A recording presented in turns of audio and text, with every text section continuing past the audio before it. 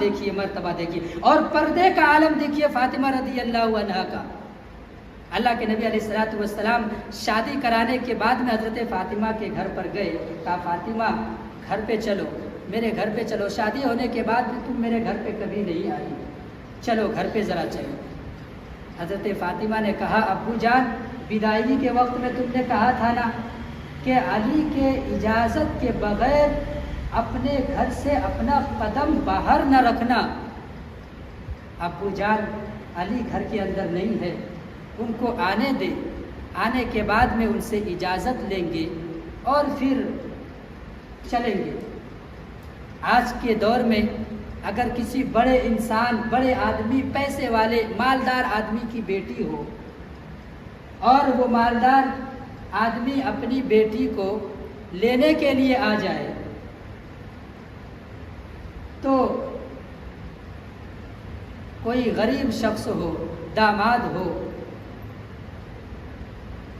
اور بیٹی یہ کہے کہ ابو جان میرے شوہر کو آنے دو، تو ابو کیا کہے گا؟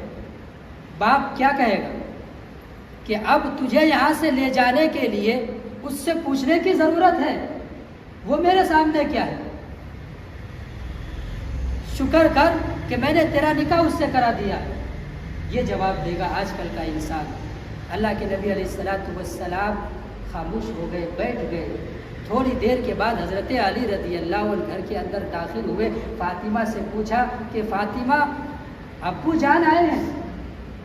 فاطمہ کہنے لگی علی تمہیں کیسے معلوم کہ ابو جان آئے ہیں؟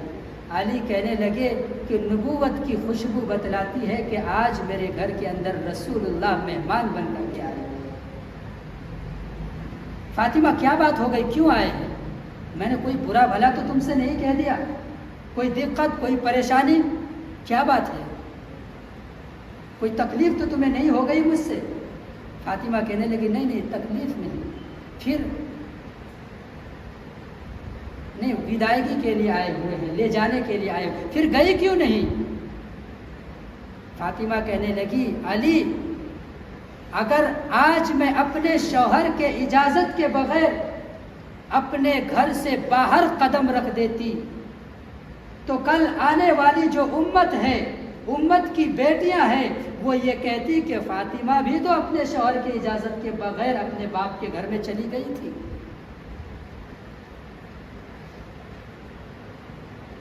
کہا جلدی جلدی تیاری کرو۔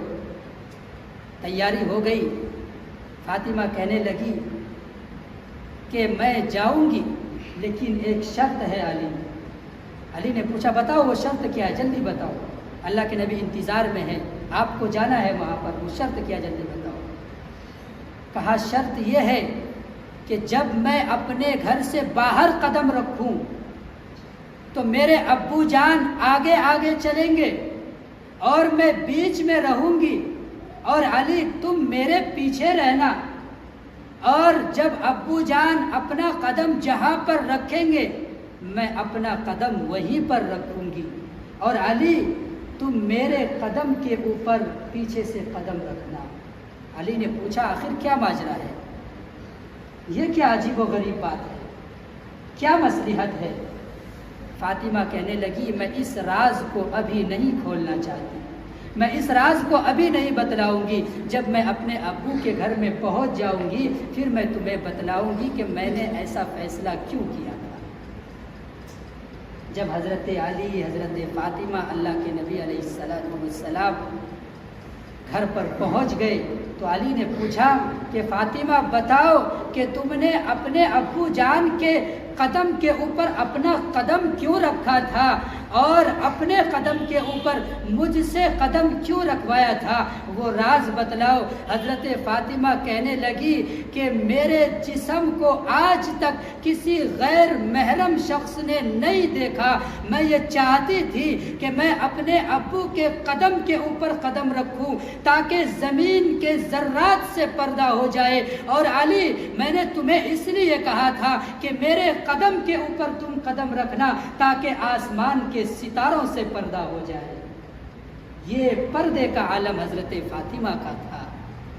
کل قیامت کے دن میں اللہ تبارک و تعالی اعلان کرے گا کہ اے حشر والو، اے حساب و کتاب دینے والو، اے آدم، اے نوح، اے ابراہیم، اے اسماعیل، اے اسحاق و یعقوب، اے یوسف، اے اسماعیل، اے موسیٰ، اے نوح، اے لوط، اے عیسیٰ، اے ابو بکر صدیق، اے عمر فاروق، اے عثمان غنی، اے طلحہ، اے ائمہ مجتہدین، اے تابعین، اے تبع تابعین، آج تم اپنی نگاہوں کو نیچی کر لو، اس لیے کہ آج نبی کی بیٹی فاطمہ پل صراط پہ سے گزرنے والی ہے۔